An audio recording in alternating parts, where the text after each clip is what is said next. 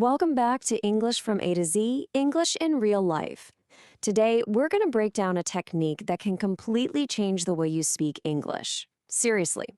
It's about making that jump from sounding like you're reading a script to, well, sounding like you. And believe it or not, it all starts with one super common question you probably get asked every single week. So let's just pause for a second. If someone hits you with that question right now, in English, what would you say? Come on, be honest. For so many of us learning a language, this is that moment, right? That little bit of panic sets in. That feeling of being totally stuck? Yeah, we're gonna fix that. For good. Okay, look at this. On one side, you've got the classic, super safe textbook answer. It was good. End of story. But look at the other side. Now that is a real answer. It's a little story. It's life. I mean, think about it. Nobody really just says their weekend was good. They tell you about the little things, right? Waking up late, no alarm, grabbing coffee with friends. And that is the exact gap we're going to bridge today. The gap between the book and real actual conversation. So the big question is, how do we get from that one-word answer to a real story? Well, the secret, it's probably not what you're thinking. This isn't about cramming more vocabulary lists into your brain. Nope. It's about completely changing your entire approach to learning English. And this right here, this is the core idea. You have to let go of this chase for perfection. Instead, chase connection. Your goal isn't to be a grammar robot, it's to connect with another human being. And you do that by linking English to your real life. When you describe that amazing feeling of waking up without an alarm, or the taste of that perfect cup of coffee, you're not just saying words anymore. You're sharing a piece of who you are. And that leads us right into this big idea you've probably heard about. Thinking in English. And listen, it's not some magic trick that only super advanced learners can do. It's actually really simple. It's that exact moment when your brain sees, say, a cup of coffee, and the thought that pops into your head is, I'm making a strong cup of coffee, directly in English. No translating from your native language first. That split second, that's it. That's the seed of fluency right there.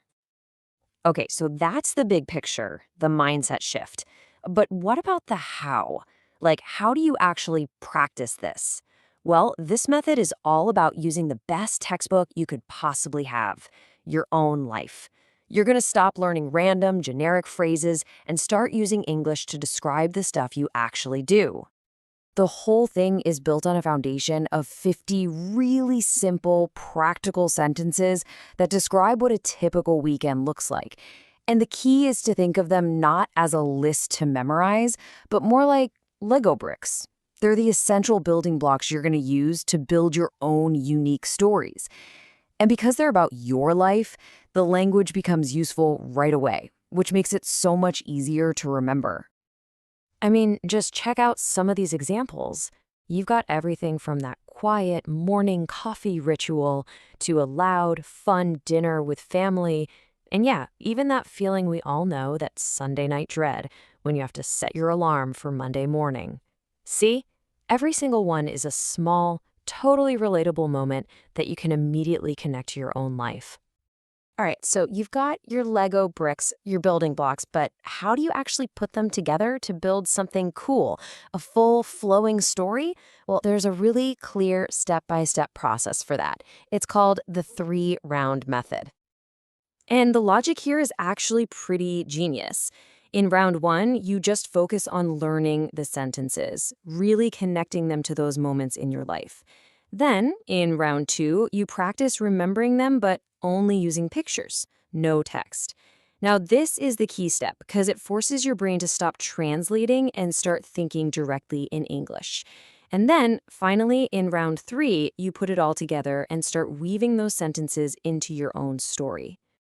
And I love this idea. You're not just listing things you did, you are painting a picture with your words. You're using language to capture the real vibe, the rhythm, the feeling of your weekend. It's so much more creative and personal. Now, when you start doing this, when you put all these pieces together, something really big starts to happen. You'll realize this whole thing isn't just about getting better at answering one simple question.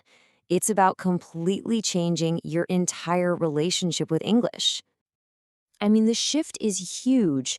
Before, your goal was probably perfection. Now it's authenticity. Before, your process was all about translating. Now it's about actually thinking in English. And the result is the best part. You go from being someone who just knows a bunch of vocabulary words to someone who can actually tell a great story. And that's really what it all comes down to.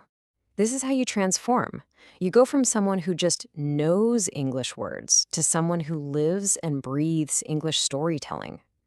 It's about turning English into a natural tool you use to share your life, not just another boring subject you have to study in a book.